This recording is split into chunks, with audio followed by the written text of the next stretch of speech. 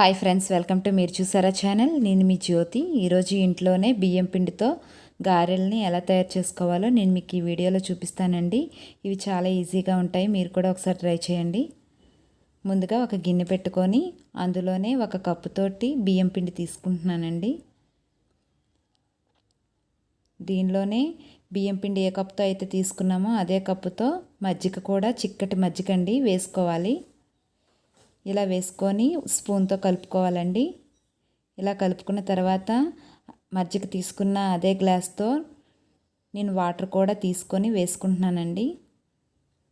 ఒక glass water, ఒక glass మజ్జిగ, ఒక గ్లాస్ బియ్యం పిండి వేసుకొని నేను చూపించిన విధంగా కలుపుకోండి.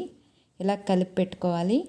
ఇప్పుడు స్టవ్ మీద ఒక పాన్ పెట్టుకొని ఇందాక మనం తయారు చేసుకున్న బియ్యం పిండి మిశ్రమాన్ని ఇందులో వేసుకోవాలండి. వేసుకున్నాక తగినంత ఉప్పు కూడా వేసుకోవాలి. వేసుకొని గరిటెతో కలుపుకుంటూ ఉండాలండి. ఈ పిండి అంతా దగ్గర పడేంత వరకు మనం కలుపుతూ ఉండాలి.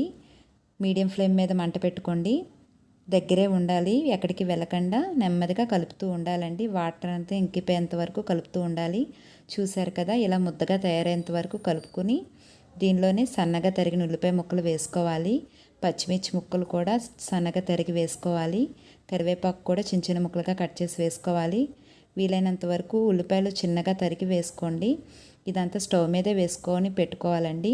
ఇలా కలుపుకోవాలి. మరొకసారి కలుపుకున్నాక జీలకర్ర కూడా వేసుకొని అదంతా కలిసే విధంగా కలుపుకోవాలి. స్టవ్ మంట మీద ఉన్నప్పుడే మనం కలుపుతూ ఉండాలండి. ఇది చల్లారిన తర్వాత చేతికి ఆయిల్ రాసుకొని నేను చూపిస్తున్న విధంగా గారెలా తయారు చేసుకోండి.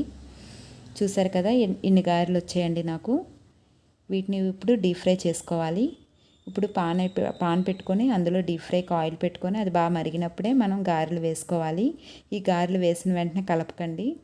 వాటిని ఒక 10 నిమిషాలు వదిలేసి అవి గోల్డెన్ కలర్లో మారిన తర్వాతనే సెకండ్ వైపు తిప్పుకోండి.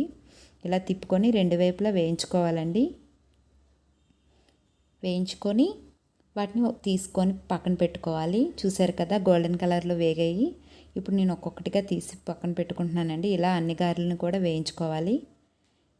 ఇప్పుడు మన గారె ఎలా ఉందో చూపిస్తాను. గారె విరిపితే మనకి ఇలా ఉంటుందండి. క్రిస్పీగా ఉంటుంది, చాలా రుచిగా ఉంటుంది. మీరు కూడా ఒకసారి ట్రై చేయండి. ఈ వీడియో మీకు నచ్చినట్లయితే లైక్ చేయండి, సబ్స్క్రైబ్ చేయండి, పక్కనే ఉన్న గంట సింబల్ని ప్రెస్ చేయండి, ఆల్ బటన్ కూడా క్లిక్ చేయండి.